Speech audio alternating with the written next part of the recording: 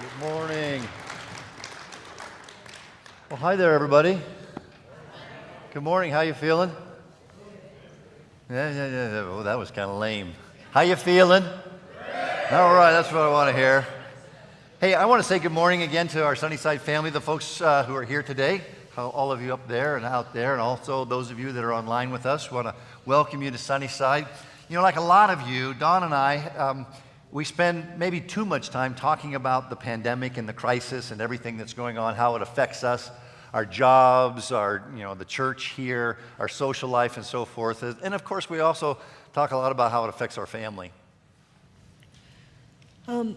We are concerned, just like I know a lot of you are. What we see, it's not just a virus, because not many of us have actually been affected or infected with the virus. Instead, there's unintended consequences all around us of this pandemic. That has to do with the isolation that comes from social distancing, job loss, changes in school, and we don't know what to do. We're upset because things are different. Our freedom has been limited. So what are we going to do? Well, I've been thinking about that, and I began to think, what I would tell my kids and my grandkids through this whole process. And so kind of as the patriarch of our little clan, along with the matriarch here, I thought we should probably just at least talk about and then jot down some of the values, the family values that we think that our kids and our grandkids and eventually the great-grandkids and so forth should employ in order, not just to survive this whole pandemic thing, but really to thrive in it. That's our goal. So when we were talking back and forth, we didn't come up with anything new. We came up with the same old things that we've been talking about for all of our kids' lives, but they're important things. They're the foundations of the way we think that Jesus wants us to live. And so we've tried to live those values out, and we just want to revisit them again this morning. Yeah, and when Corey and I were talking about this whole sermon series, the Not Normal series, and he said he wanted to do one on family, I said, I'd like to do that one, but I need some help. Would you think it'd be okay if I asked Dawn to help me out with that? Of course. So what we're going to say today, the things that we want to say to our kids and our grandkids. They might be watching now online. If they're not, we're going to send them this script because we want them to know what it is. Specifically, what they should do that makes their families not normal. Abnormal is good in this case. So we need to give you a little bit of a preface, an introduction. Yeah, and the first thing that we really want to say is that the word family, or the concept of family, I should say, is a biblical concept of how we relate to God. That's really the purpose of it. I like what John writes.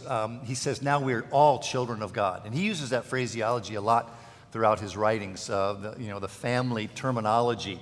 We're all in God's family, in other words. So everything we talk about this morning applies to everybody in here. It doesn't matter what your family looks like. You could be, the only kid or have only one child, 10 kids, divorced, single. It doesn't really matter. Empty nesters. Some of you are grandparents, some of you are great-grandparents. But being part of a church, just because you belong to Jesus Christ means you belong to a family. I want everybody to understand that. And so the values, the principles, the dynamics, whatever you want to call what we're going to talk about this morning, applies to you and how you interact to each other in your family, whatever that looks like. Because when you're a member of the church family, your family is a great deal larger than just your biological family. You have, because of the church, you have family members that you have never even met. And probably maybe don't want to meet. Probably some that you don't want to meet. We just want you to know that we understand there's no such thing as a perfect family. In fact, the Bible gives us so many examples of families who are dysfunctional, much more so than families that are functioning in health. So if you have made mistakes in your family life, we have too. You can have big problems like wayward children or broken relationships, but whatever we're going to say today, we don't want that to be discouraging to you or depressing to you. We want to know that there's hope. That's what Christianity is all about. It's about making a change and taking a step in the right direction, not just staying where you are. So if you hear something today that encourages you to make a change, go for it, okay? That's the good news. We can change. We can start over. Yeah, and I really want to emphasize that, Dawn, that you can start over.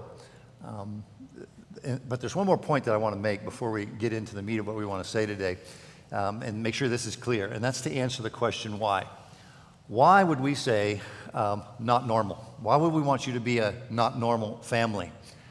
Well, I thought this is the part of the message or the talk that I could get into all the depressing statistics, okay, about divorce and about runaway kids and all of those things that kind of could just get us down. Poverty, the list goes on. But I think it suffices to say, without being in danger of manipulating statistics, that we know that the family's in trouble, right? We know that the family is changing, and a lot of that change is not good. And so the short answer to why would we talk about this is very simple. Normal is not working. Okay, and I think we could all agree on that. But here's the deal. Dawn and I, we believe in hope. I believe there's always hope.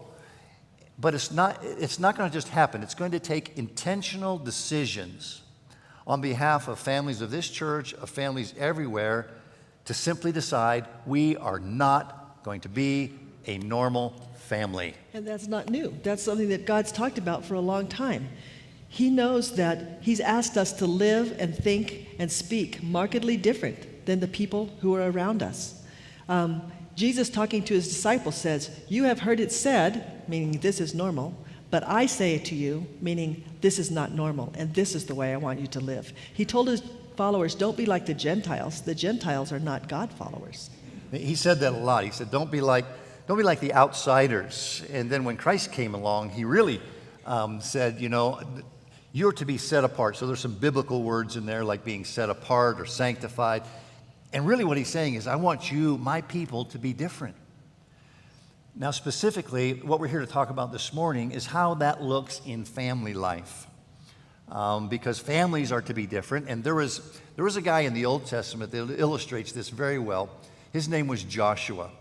And Joshua was a general in the army of God's people, literally. And he was the one that led them into the promised land back when they were in Egypt and imprisoned there and had to work as slaves. They were released, and then they were chased, and then they wandered around for 40 years in the desert. They still had, if you remember that story in the book of Exodus, a lot of trouble breaking away from some of the bad habits and the bad beliefs and the bad things that they had learned back in Egypt. They just struggled with it. And so after they got into the promised land, there were battles, there was sacrifice, there was all this stuff going on. They finally kind of just settled down, and they were about to start their new lives, okay? And so Joshua gives them this big speech and telling them, you got to abandon all that stuff in the past. You got to leave it alone. You got to serve and honor God. But in Joshua chapter 24, verses 14 and 15, he says this, "But if you refuse to serve the Lord, then choose this day whom you will serve. Would you prefer your ancestors prefer the gods whom your ancestors served beyond the Euphrates? Or will the gods of the Amorites in whose land you now live?" You see what he is saying there is, do you want to stay normal? You get it? You want to keep doing what you've been doing? Or, he says, do it like me. Because for me and my family, we will serve the Lord. That's not normal. So the invitation we want to extend today is the same that Joshua gave the challenge to his people. Our big idea is that we want you to make a choice to be a not normal family. We're not telling you to do things the way that we've done them because we know every family looks different. Just listening to Steve's list of all the things that family dynamics in his extended family, that's kind of encouraging, isn't it? Every family looks different. But we're asking our kids today, just like we're asking you, to consider the values that we're going to talk about in this conversation. Take them to heart and put them into practice. Okay, this is what we want you to do. Use your imagination a little bit this morning, even if you're online with us today. Yet you're cramped into our little living room up here on Banderas Lane, and we're getting together. It's the next, family birthday party or holiday celebration, whatever it is. And typically I'll do this, so this wouldn't be anything new to our kids. It might be new to you. But I'll get everyone's attention, which I can do pretty good. I have a loud, booming voice. And I say, we're going to have a family meeting. Okay? Oh. Usually met with, just like that. Oh, brother. Dad's on a rant again. And so I said, okay, everybody in here. And, I have to go out in the backyard because there's some people out there. Gather everybody up. And it usually takes a while. Nanny and I have some things that we want to say. And so everyone kind of shuffles in. They're on the floor. They're on the couch. I don't know where you're at. You're on the piano bench. Maybe you're still on the dining room table. But you're there with us, okay? And so then I start. We're going to have this family meeting. Okay. Guys, things today just are not normal. They're more than not normal. People today are using the phrases weird, crazy, strange. People 20 years older than me are saying things like this. I have never seen anything like this in my entire life. And so all these consequences of COVID-19 not normal days are seen in stress, in frustration, in a sense of fear and hopelessness. And I want to tell you guys that our enemy would love to use all of these feelings and all of this emotion to do what the Bible says he is good at. He wants to steal, kill, and destroy everything we love and care for. And I want you to know that Nanny and I love you so much that we want to share with you some things that we really strongly believe that Jesus would have us all commit to, some values that we would all commit to during these crazy, weird times. And so we're calling them, and this is going to sound corny, guys, but values of a not normal family. It shouldn't take a crisis to wake us up and make us embrace these values. God often uses a crisis, however, to get our attention, right? Because things are different. Maybe we have more time to think about things in a different way because of how circumstances have changed. You've heard all of these things growing up before, and we're just going to share them with you again today. So our prayer is that by practicing these values, that Jesus, and not the crisis, will reign in your homes and hearts, and therefore you can be people of peace and joy and influence. Here we go. Not normal value number one. Not normal value number one. I want you to pay attention to, can you go back to that slide real quick, Angela, and then we'll have the picture of the family up there. It's up there. Yeah, this right here. Jesus, not the crisis. I want you to focus on that just for a minute, everybody. That's what's going to reign in our homes and our hearts. We can be distracted. You guys can be, because of your families and your personal situations, be caught up in all kind of different things. But this has to be the focus, okay? All right, now let's go to the picture of our family. This was taken last Father's Day. We're only missing one there. Kalani was not able to be in that, but that's our clan. That's who we're talking with today.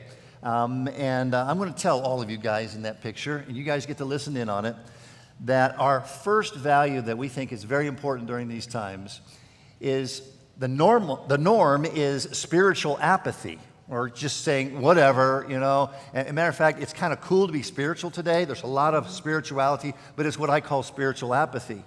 Like, yeah, whatever, you can choose this, you can choose that. You can tell your kids to do something, but let them grow up and decide for themselves. And, you know, it's all good stuff.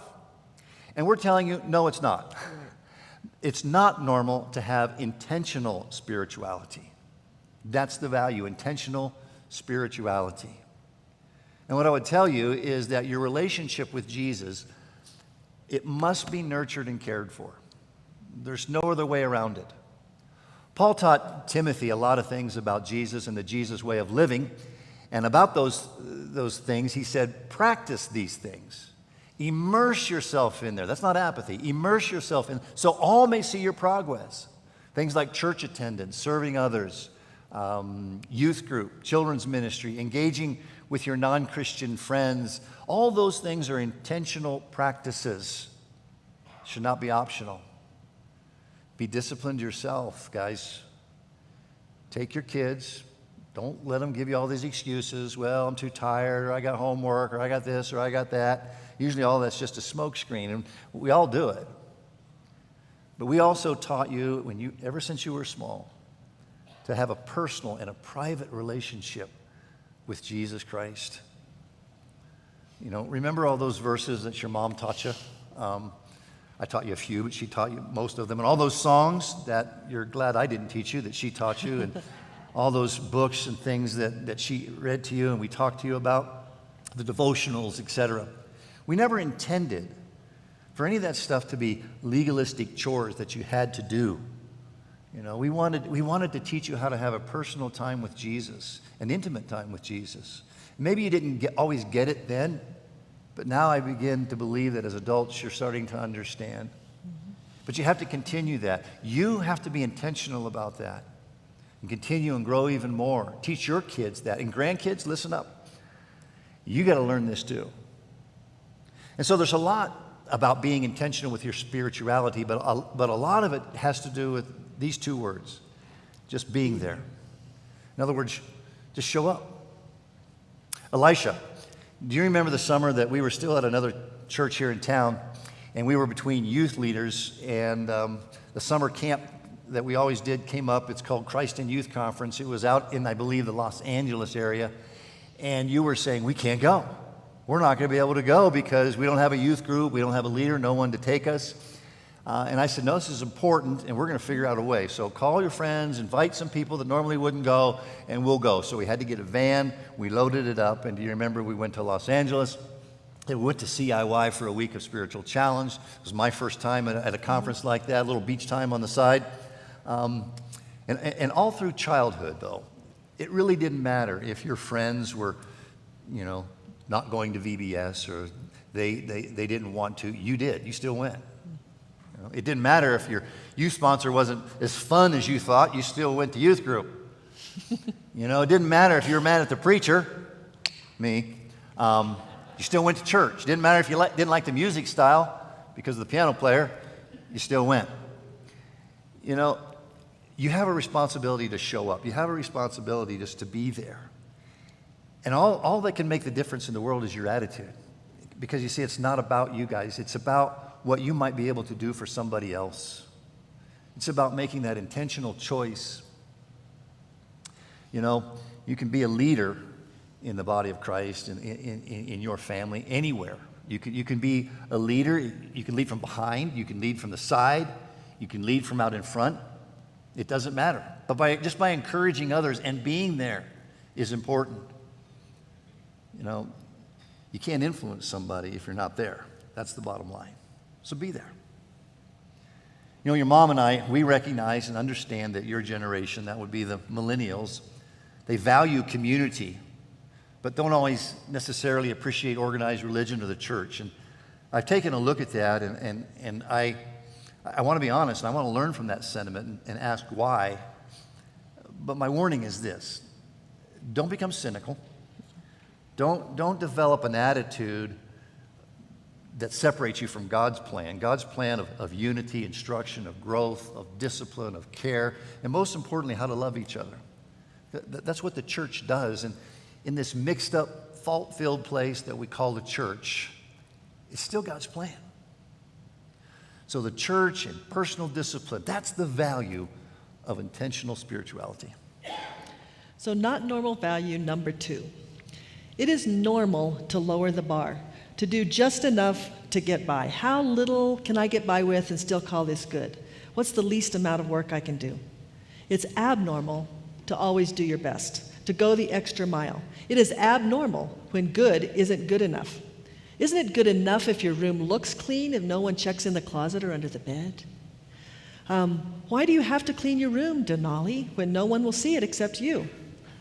Because whatever you do in word or deed, do all in the name of the Lord Jesus. It's not just about what people see. It's about doing your best, even in the little things that no one sees, and doing them for the glory of God.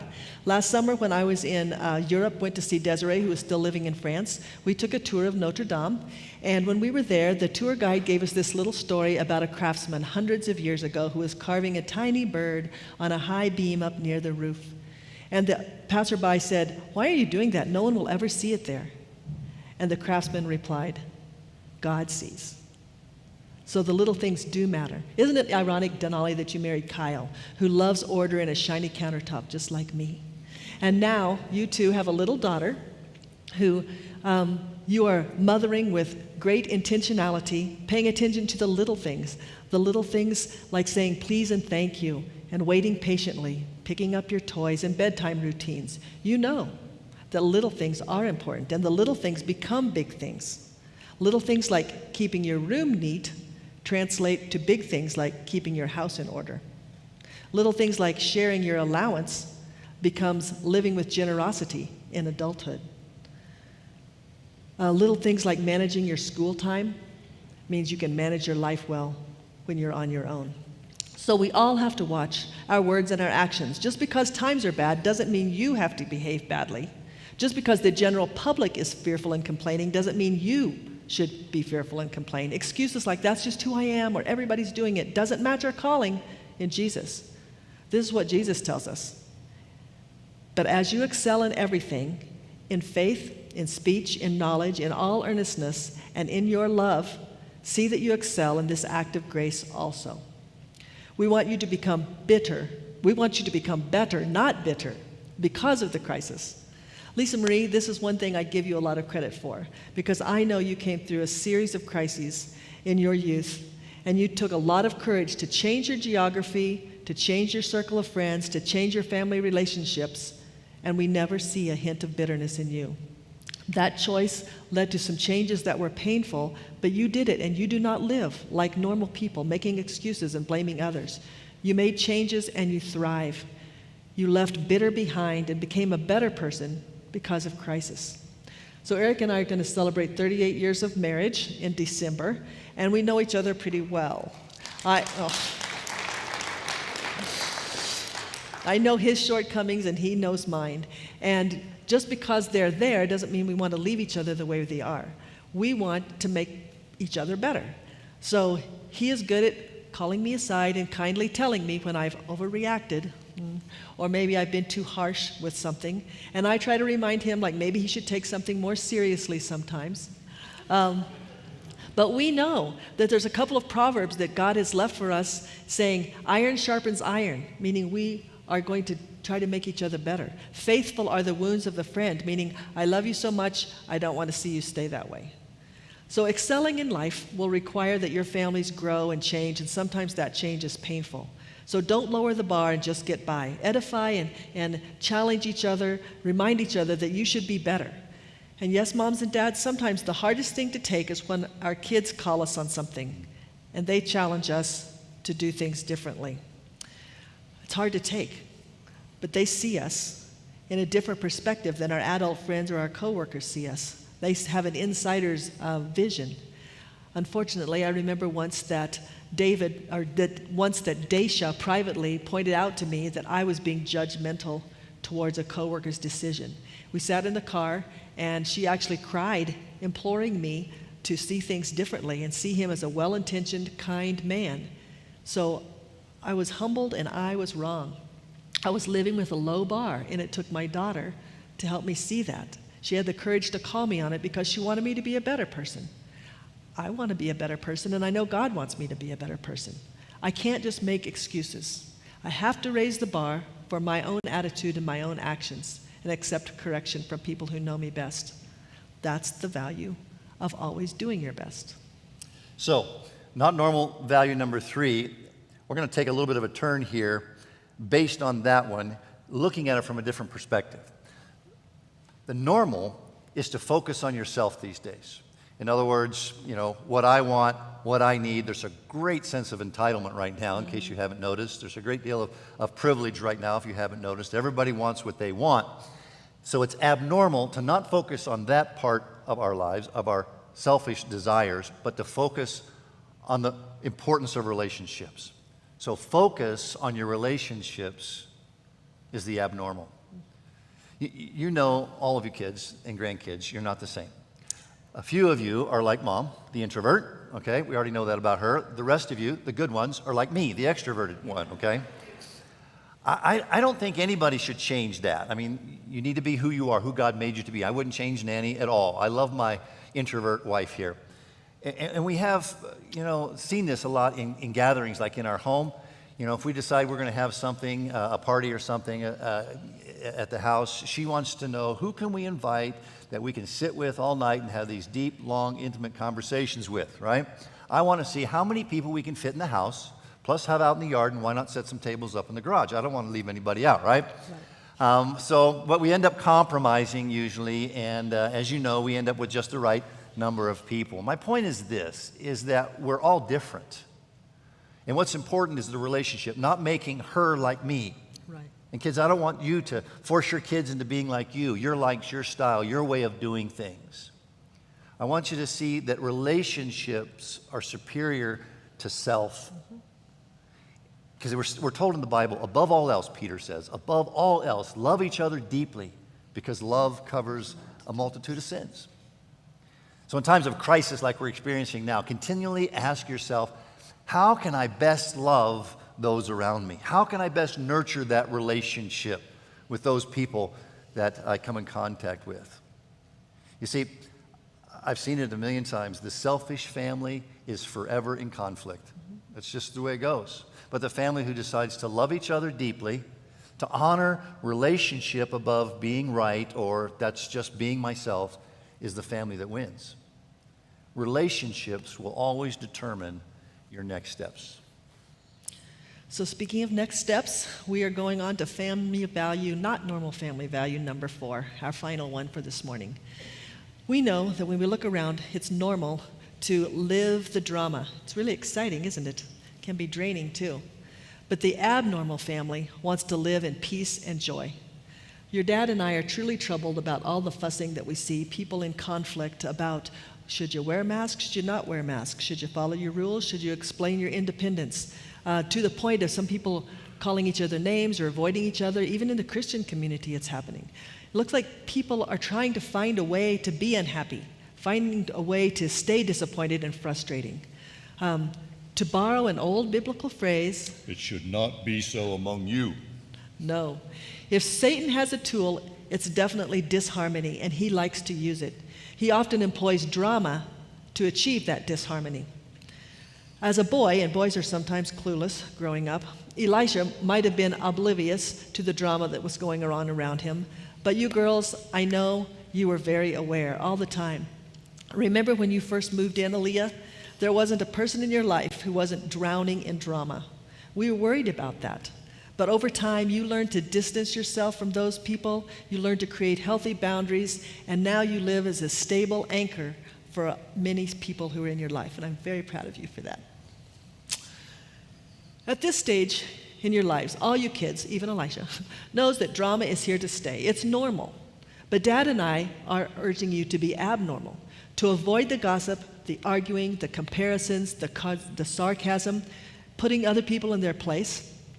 Desiree, remember that time in high school when your volleyball coach kept changing locations and times of practices, like every day of the week, and I just couldn't take it anymore.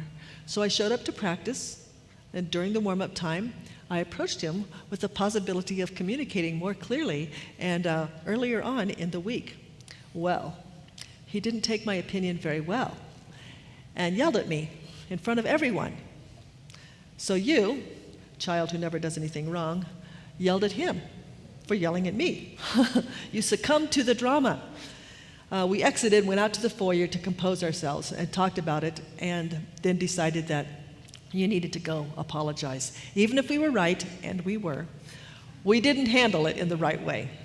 So with tears still on your cheeks, you headed back in to speak with him and set things right. It is normal to tell someone off. It's abnormal to apologize. Paul wrote this to his spiritual children in Thessalonica.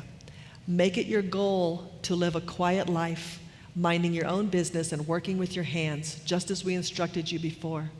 Then people who are not believers will respect the way you live, and you will not need to depend on others. That was from 1 Thessalonians 4:11 and 12.